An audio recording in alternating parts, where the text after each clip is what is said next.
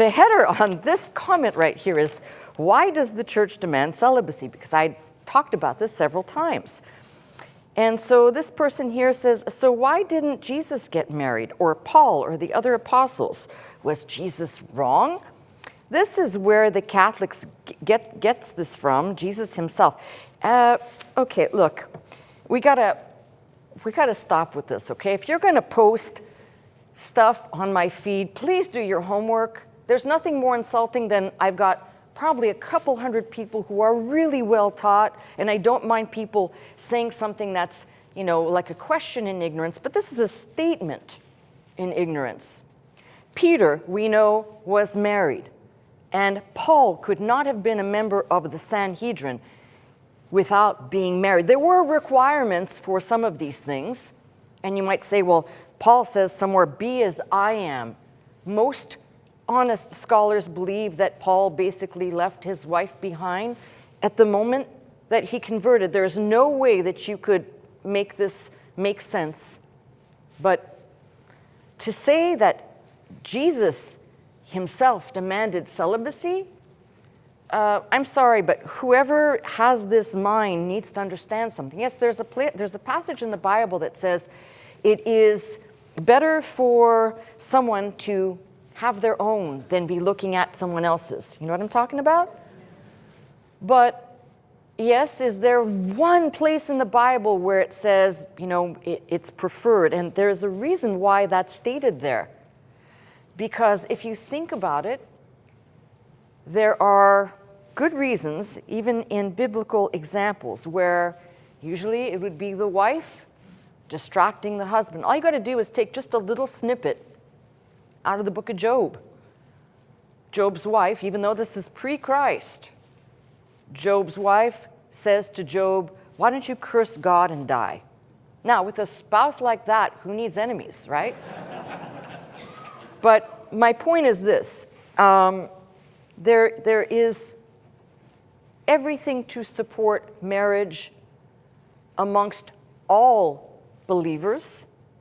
And listen carefully to what I'm going to say, and I know I'm going to rub people the wrong way with this, but hey, it is what it is, and you will hear me repeat this, and I will not change my tone on this. The New Testament says we are a royal priesthood. See, there's a big disconnect here. People don't understand that the concept of priests and celibacy belongs to the Old Testament. And even then, there was not a demand of celibacy. There was a very strict demarcation of what the priests were allowed or not allowed to do in terms of copulation and cleanliness on certain times and certain periods and certain times of the year. But there was never a forbiddance of union. If that was the case, then we would never read, it's for this cause that a man and a wife shall leave their mother and father, and they too shall become one flesh. Now we, as New Testament vessels, we are not under that old dispensation. We're not under the ideas that people would like to attach into the New Testament. So anybody propagating the idea that somehow marriage is bad, or marriage should not be, certainly not practiced amongst clergy. If you force that onto somebody, that is wrong. If they wish to be celibate or choose to be single for the sake of themselves, their ideas, or devoting themselves to God, that's their prerogative. But please, for the love of God, there is too much, I call it, I'm just going to say it, bastardized ideology of what people out there think. Well, Jesus himself, Jesus never said, you cannot marry. Otherwise, just please take a look and read, as I said, he healed Peter's, it was his wife's mother that was laying sick with a fever. So if Jesus was against marriage, we wouldn't even be reading this. We'd be reading that there was no mother-in-law.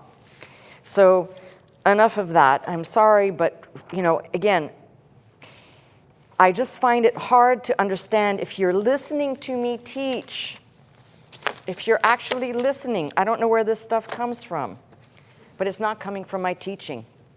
All righty.